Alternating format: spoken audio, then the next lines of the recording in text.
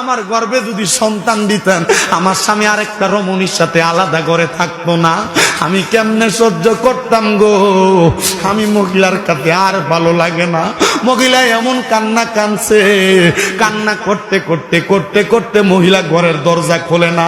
পরের দিন সকালবেলা ওই স্বামী তার বড় স্ত্রীরে ডাক দিতে গেছে ঘরের দরজাটা খোলার জন্য। আসসালামু আলাইকুম ওয়া রাহমাতুল্লাহ বলার আগে মহিলা ঘরের দরজা খুলতো। কিন্তু দ্বিতীয় দিন যখন বিবাহের প্রথম রাত্র শেষ হয়ে দ্বিতীয় দিন আসলো, স্বামী ঘরের দরজা একবার সালাম দেয়, দরজা খোলে না। দুইবার সালাম দেয়, দরজা খোলে না। তিনবার সালাম দেয়, দরজা খোলে না। স্বামী এবার দরজার মধ্যে আঘাত করলেন। আঘাত করার পরে দেখতেছে দরজাটা নিজে নিজে খুলে গেছে। আহারে, স্বামী দূর থেকে ডাক দিয়ে, স্ত্রী গো, ফজরের নামাজের সময় হয়ে গেছে, এখনো তো তুমি সিজদার মধ্যে পড়ে রইছ, একটাবার মাথাটা তুইলা ওঠো না, আমি স্বামী তোমারে ডাক দেওয়ার জন্য আসছি। স্ত্রী একটা জবাবও দেয় না। স্বামী চিন্তা করলো, আমি একবার ডাক দেওয়ার আগে আমার স্ত্রী আমার প্রত্যেকটা কথার জবাব দিত, আজকে দিয়ে আমার বউ আমার একটা কথারও জবাব দেয় না। স্বামী একবার দুইবার তিনবার কইরা কইরা ডাক দেয়। যখন বারবার বারবার ডাক দেয়, স্ত্রী যখন কোনো জবাব দেয় না, স্বামী যে স্ত্রীর মাথার মধ্যে ধরতে দেরি, স্ত্রীটা কায় তুই নিচের দিকে পড়ে গেছে। স্বামী ডাক দিয়ে কই, স্ত্রী কেমনে তুমি তোমার এই রাত্রিটা যাপন করলা? নাকে মুখে হাত দিয়া দেখতেছে রে।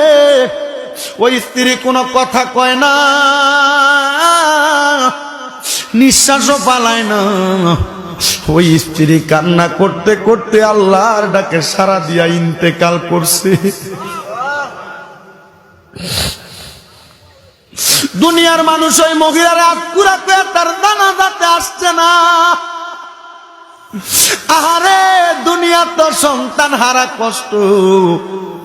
এলাকার মানুষ ইন্তেকালের পরে তার জানাজায় আসে না, এটাও তার বড় কষ্ট।